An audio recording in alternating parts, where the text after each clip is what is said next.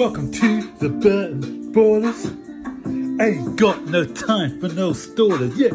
We are the risers, we're not the fallers. Our channel is growing wider and taller. Yeah, we're here to give you the news about your dear beloved Blues, yeah. So if you like this YouTube channel, like, subscribe and turn on that bell. Yeah.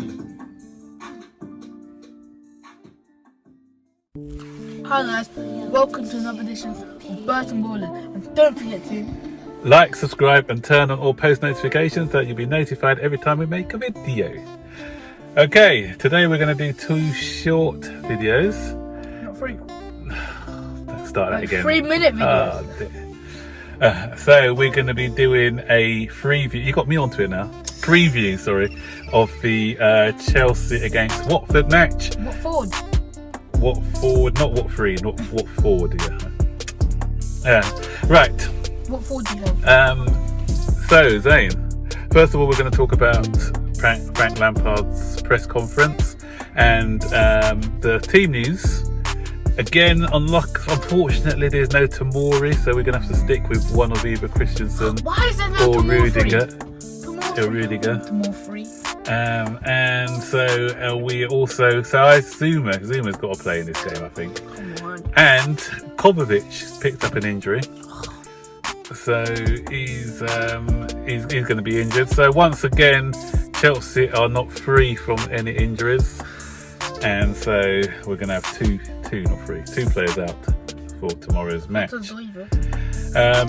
And they started off the press conference like they always do. When would they learn? I think, please, a message to all these people in the press: start asking different questions. The first talk was about Emerson, our left back, because there's talk that he's going to be joining Inter Milan, joining up with Antonio Conte next season. And so they asked about that, but once again, Frank's not going to be drawn to those sort of questions. So he said whatever talks are going on between them, he doesn't know about because he's not involved in the transfer side of things. So he's always going to give the diplomatic answer, isn't he? He's not going to give the answer that the press want to hear. So there's no point in asking it. Someone asked him about Watford and how difficult they'll be, Zane, and because they're fighting for their life, they're going to be just like West Ham were the other day, and they've got a good manager in Nigel Pearson who organises them well and sets them up well to play.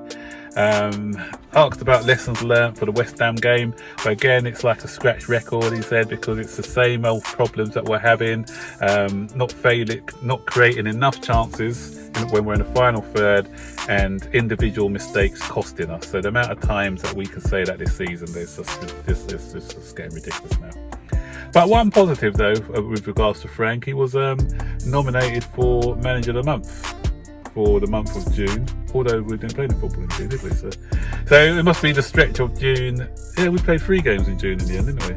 And we won all 3 of our games. Yeah. So because he was actually he should win it, you know. Yeah, you he know was why? doing some tactical things. Oh, no, who else won all their games? Oh, and I got the Solskjaer. Man, you won all 3, so he may get it, probably. They'll probably get the Solskjaer.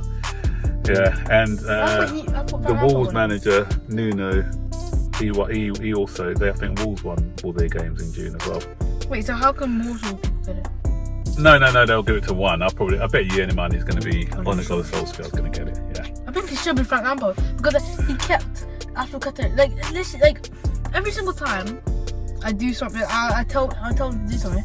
It's just like he has this team talk at half time. He's listening to you, do you think? Was he wired into you? No, he's not listening to me. He's doing the opposite to me. But it always ends up being right. Oh, right, okay, that's why he's a manager and you're not. Oh, you. So, I fear for this match. Watford haven't been in great form, but I just fear for us in these kinds of games because their manager, as I said before, is Nigel Pearson, and he what he knows how to do is set up a team and to organise a team defensively. And I can see exactly the same game plan, Zane, as what happened against West Ham. He's just going to have a brick like West Ham did in front of us, 2 banks of 4, and plus what he's done, think Antonio, for him he's got Troy Deeney who's No. going to be bullying our defenders around. So they're going to have Troy Deeney as the focal point up front, and then they got Islamar Sarr, who's a quick lightning guy. So he's going to be, I reckon, He's going to be playing. he's going to be the outlet for the fast break. So what you're going to have, the focal point in Troy Deeney, you're going to have Sarr breaking quickly, in the middle.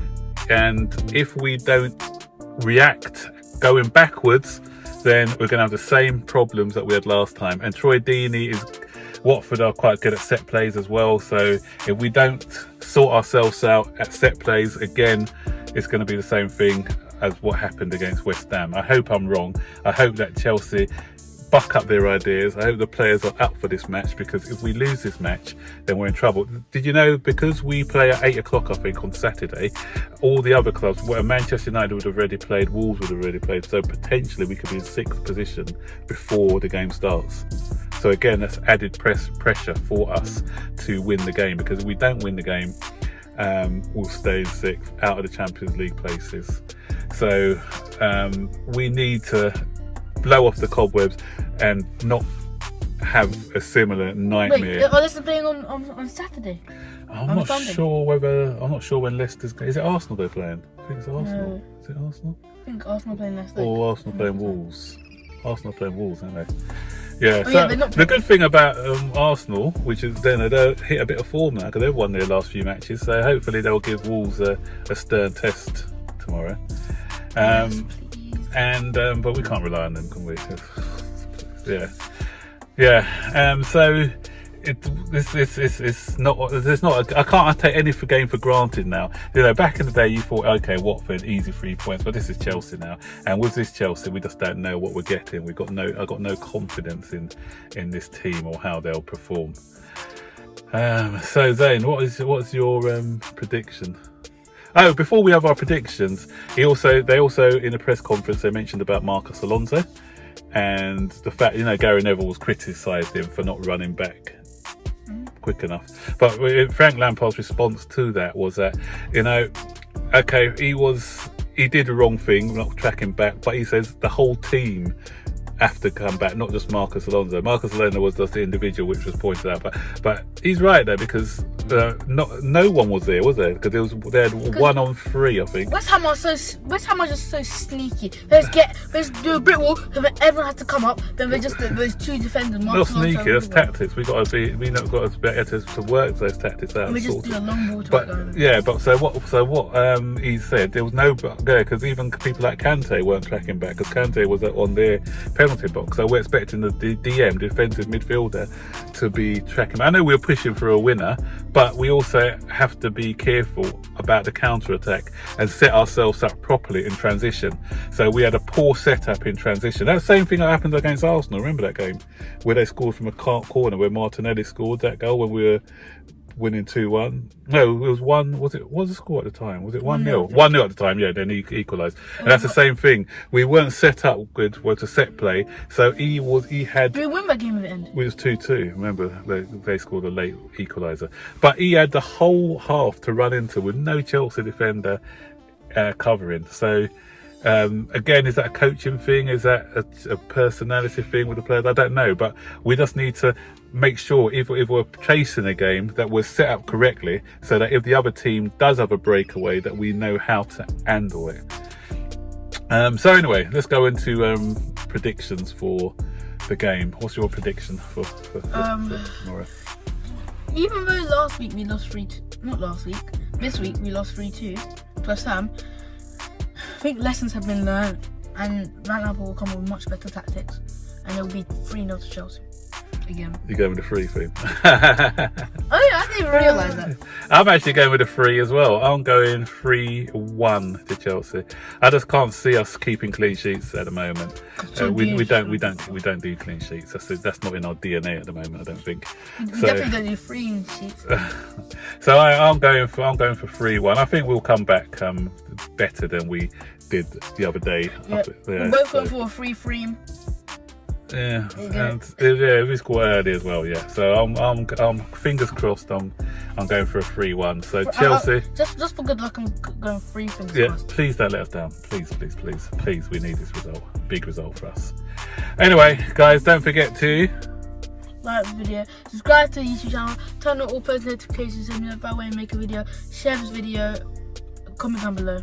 Okay, and have a nice weekend, everyone, and see you later. We'll be back later on for a transfer daily, not daily because we don't do it daily, do we? A transfer roundup, and then we'll be doing a review hopefully tomorrow evening. Hopefully I won't be ranting tomorrow like I did the other day. Hopefully I'll have more of a smile on my face after a good victory.